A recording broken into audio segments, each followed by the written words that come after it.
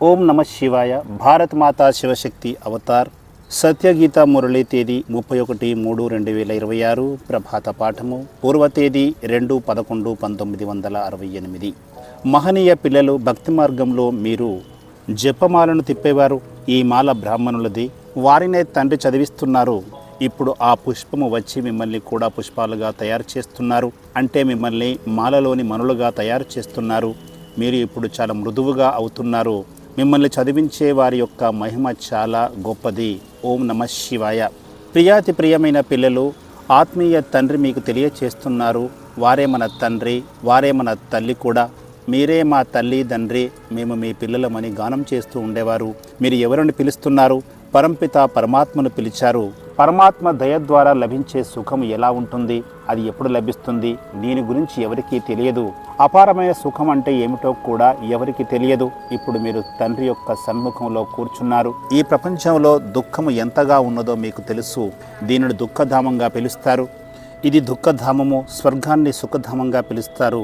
మనం 21 జన్మల పాటు స్వర్గంలో ఎంతో సుఖంగా ఉంటామని ఎవరికీ తెలియదు. మీకు కూడా ఇంతకుముందు తెలిసేది కాదు. ఇప్పుడు మీరు అర్థం చేసుకున్నారు. పరంపిత పరమాత్మ అంటే మన తల్లి తండ్రి ఎదుట కూర్చున్నామని తెలుసుకున్నారు. 21 జన్మల పాటు స్వర్గరాజ్య భాగ్యాన్ని పొందేందుకు వచ్చామని కూడా తెలుసుకున్నారు. తండ్రిని తెలుసుకొని వారి ద్వారా సృష్టి చక్రం గురించి కూడా తెలుసుకున్నారు. ఇంతకుముందు మనము అపారమైన సుఖంలో ఉన్నాము, ఆ తర్వాత దుఃఖంలోకి వచ్చాము. ఈ విషయాలను కూడా అందరూ ఒకే రీతిగా అర్థం చేసుకోలేరు. విద్యార్థులు చదివిన దానిని గుర్తుంచుకోవాలి. అయినప్పటికీ పిల్లలు మర్చిపోతూ ఉంటారని బాబా తెలియచేస్తున్నారు. అందుకే నిరుత్సాహపడుతున్నారు. పిల్లలు చాలా బలహీనమైన విద్యార్థులుగా మారుతున్నారు. మాయ దాడి చేస్తుంది. ఎంత సంతోషంగా ఉండాలో అంత సంతోషము లభించడం లేదు.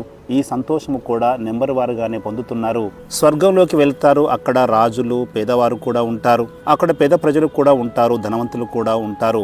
స్వర్గంలో ఉన్నట్లుగానే నరకంలో కూడా వివిధ స్థాయిల్లో ఉంటారు. ఉన్నతమైన వారు, తక్కువ స్థానంలో ఉన్నవారు ఉంటారు. ఇప్పుడు మనం అపారమైన సుఖాన్ని పొందడానికి పురుషార్థం చేస్తున్నామని పిల్లలు తెలుసుకున్నారు. ఈ లక్ష్మీనారాయణులు అందరికంటే ఎక్కువ సుఖాన్ని పొందుతారు.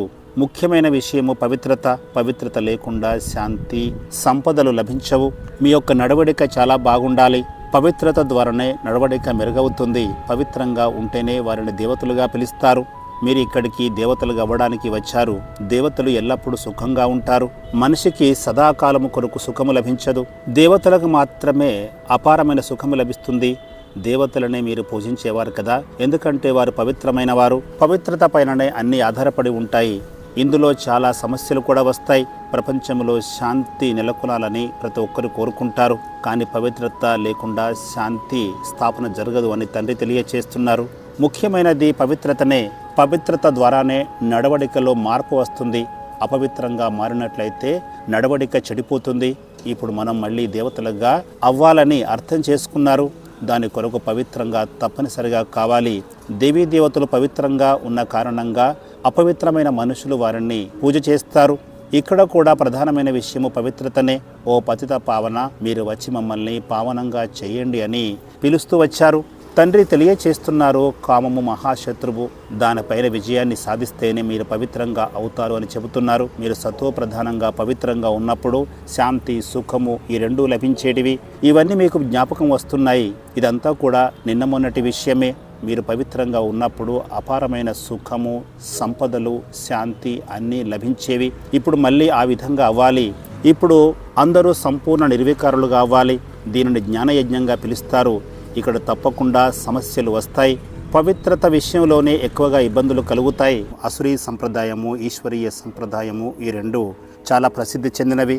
సత్యయుగంలో దేవీ దేవతలు ఉంటారు అని మీరు అర్థం చేసుకున్నారు.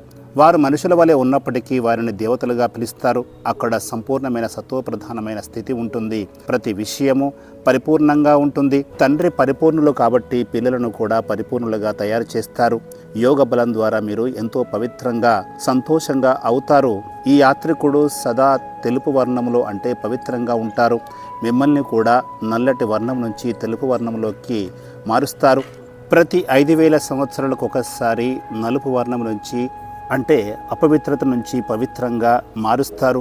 స్వర్గములో అందరూ పవిత్రంగానే ఉంటారు. అక్కడ సహజ సౌందర్యం ఉంటుంది. అక్కడ అలంకారం చేసుకోవాల్సిన అవసరమే ఉండదు. సతోప్రధానంగా ఉన్నవారే అందంగా ఉంటారు. తర్వాత తమో ప్రధానంగా మారిన తర్వాత నలుపు వర్ణంలోకి వెళుతారు. అందుకే కృష్ణుణ్ణి శ్యామ్ సుందర్గా పిలుస్తారు కదా. దీని యొక్క అర్థాన్ని తండ్రి తప్ప మరెవరూ చెప్పలేరు. భగవంతుడు చెప్పే విషయాలను మనుషులు ఎవరు కూడా చెప్పలేరు. ఇక్కడ దేవీ దేవతల చిత్రాలలో స్వదర్శన చక్రాన్ని ధరించినట్లుగా చూపించారు. ఓ మధురమైన పిల్లలు, తండ్రి మీకు తెలియచేస్తున్నారు, దేవతలకు స్వదర్శన చక్రం అవసరం లేదు.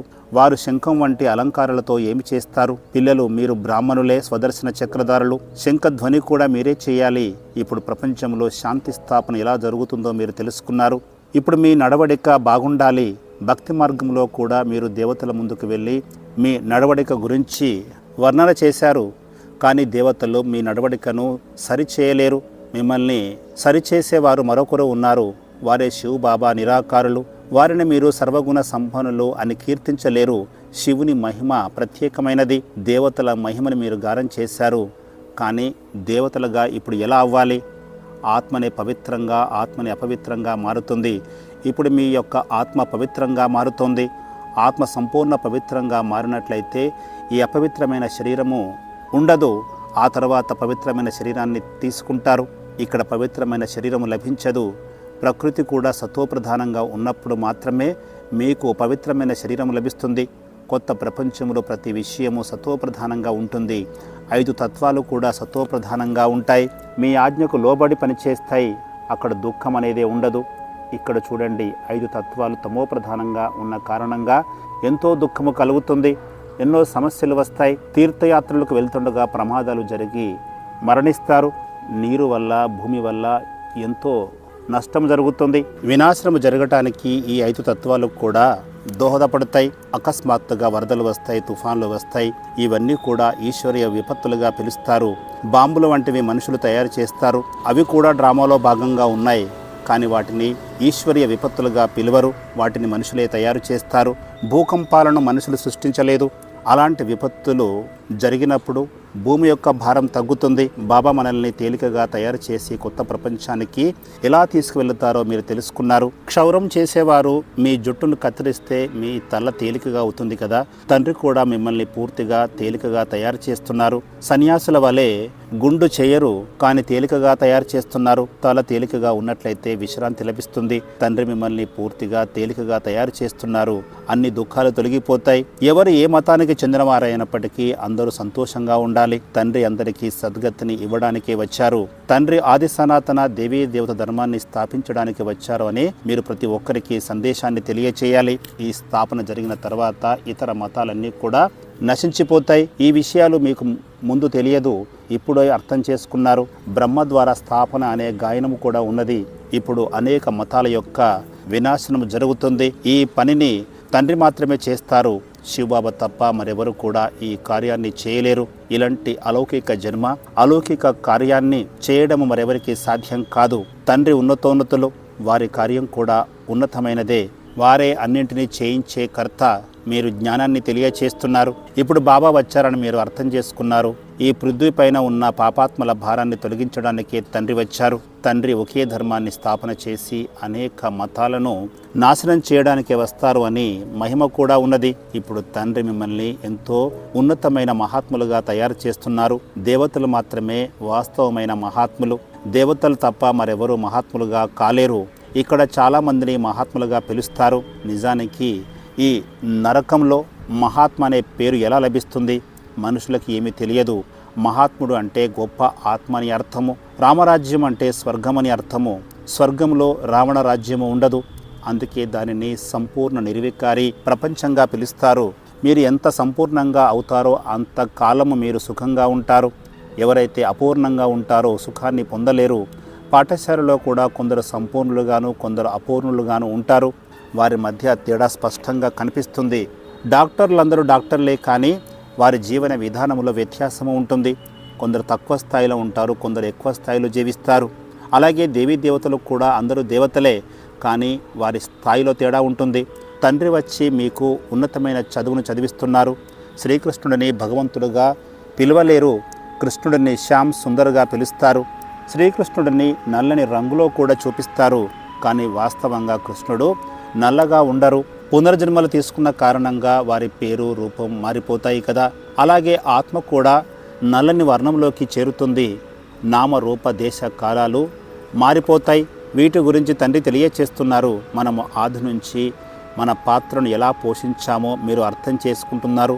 మనం ఇంతకుముందు దేవతలుగా ఉన్నాము, ఆ తర్వాత దేవతల నుంచి అసురులుగా మారిపోయాము. తండ్రి 84 జన్మల యొక్క రహస్యాన్ని తెలియచేస్తున్నారు. ఇది వారికి తప్ప మరెవరికి తెలియదు. తండ్రి వచ్చి ఈ రహస్యాలను తెలియచేస్తారు. ఓ నా ప్రియమైన పిల్లలు, మీరు నాతో పాటు పరంధామములో ఉండేవారు. పరస్పరము మీరు అన్నదమ్ములుగా ఉండేవారు. అందరూ ఆత్మలే. అక్కడ శరీరము ఉండేది కాదు, అక్కడ తండ్రి ఉండేవారు. అదేవిధంగా పిల్లలు మీరు పరస్పరము అన్నదమ్ములుగా ఉండేవారు. అక్కడ ఆ సంబంధం కాకుండా మరే సంబంధము ఉండదు. తండ్రి పునర్జన్మలోకి రారు. డ్రామా ప్రకారంగా వారు రిజర్వులో ఉంటారు. వారి పాత్ర అలాంటిది. మీరు తండ్రిని ఎంతకాలంగా పిలిచారో తండ్రి స్వయంగా తెలియచేస్తున్నారు. ద్వాపర యుగము ఆరంభం నుంచి పిలిచారని మాత్రం చెప్పడం లేదు. చాలా కాలం గడిచిన తర్వాతే మీరు తండ్రిని పిలవడం ప్రారంభించారు. తండ్రి మిమ్మల్ని సుఖవంతంగా తయారు చేస్తారు. అపారమైన సుఖాన్ని తండ్రి మీకు వారసత్వంగా ఇస్తున్నారు. బాబా, మీ వద్దకు మేము ఎన్నోసార్లు వచ్చామని మీరే చెబుతారు. ఈ చక్రము నడుస్తూనే ఉంటుంది. ప్రతి 5000 సంవత్సరాల తర్వాత మేము మిమ్మల్ని కలుస్తామని పిల్లలు చెబుతారు. ఆ తర్వాతనే వారసత్వం లభిస్తుంది. శరీరం ఉన్న వారందరూ కూడా విద్యార్థులే. ఇక్కడ చదివించేవారు విదేహీ. ఈ శరీరం వారిది కాదు, వారు స్వయంగా విదేహీ. ఈ శరీరాన్ని ధరిస్తారు. శరీరం లేకుండా పిల్లలను ఏ విధంగా చదివిస్తారు? వారు అందరి ఆత్మల యొక్క తండ్రి. భక్తి మార్గంలో కూడా వారిని పిలుస్తూ వచ్చారు. మీరు రుద్రమాలను కూడా జపిస్తూ వచ్చారు. ఆ రుద్రమాలలో పైభాగంలో పుష్పం ఉంటుంది. ఆ తర్వాత యుగలు మేరు ఉంటాయి. అవన్నీ ఒకే విధంగా ఉంటాయి. అయినప్పటికీ జపం చేస్తున్నప్పుడు మాలలోని పుష్పానికి ఎందుకు నమస్కరిస్తారు? ఈ మాలను ఎలా తిప్పాలో ఇప్పుడు తెలుసుకున్నారు. దేవతలు మాలను తిప్పుతున్నారా లేక మాలను మీరు తిప్పుతున్నారా? ఈ జపమాల అనేది దేవతలదా లేదా మీద? తండ్రి తెలియచేస్తున్నారు, ఆ మాల దేవతలది కాదు. మీరు బ్రాహ్మణులు. తండ్రి కూర్చొని మిమ్మల్ని చదివిస్తున్నారు. బ్రాహ్మణులుగా మారిన తర్వాతనే దేవతలుగా మారుతారు. ఇప్పుడు చదివి ఆ తర్వాత అక్కడికి వెళ్ళి దేవతా పదవిని పొందుతారు. మాల కూడా బ్రాహ్మణులదే. మీరు తండ్రి ద్వారా చదివి కృషి చేసి దేవతలుగా అవుతారు. మిమ్మల్ని చదివించే వారి మహిమ సర్వోన్నతమైనది. తండ్రి పిల్లల కోసం ఎంతో సేవ చేస్తారు. అయినప్పటికీ స్వర్గంలోకి వెళ్ళిన తర్వాత అక్కడ ఎవరు తండ్రిని గుర్తు చేయరు. భక్తి మార్గంలో మీరు జపమాలను కూడా తిప్పేవారు. ఇప్పుడు ఆ జపమాలలోని పుష్పం వచ్చి మిమ్మల్ని కూడా పుష్పాలుగా అంటే మాలలోని మనులుగా తయారు చేస్తున్నారు. మీరు మృదువుగా అవుతున్నారు. ఇప్పుడు మీకు ఆత్మ జ్ఞానం లభిస్తోంది. ఇప్పుడు మీరు సృష్టి యొక్క ఆది మధ్య అంతిమాల యొక్క జ్ఞానాన్ని అర్థం చేసుకున్నారు. ఇదంతా కూడా మీ మహిమనే. మీరు బ్రాహ్మణులు. ఇతరులను కూడా బ్రాహ్మణులుగా చేసి ఆ తర్వాత స్వర్గవాసి దేవతలుగా తయారు చేస్తారు. దేవతలు స్వర్గంలో ఉంటారు. మీరు దేవతలుగా మారినప్పుడు గతం గురించి, వర్తమానం గురించి, భవిష్యత్తు గురించి ఎలాంటి జ్ఞానము ఉండదు.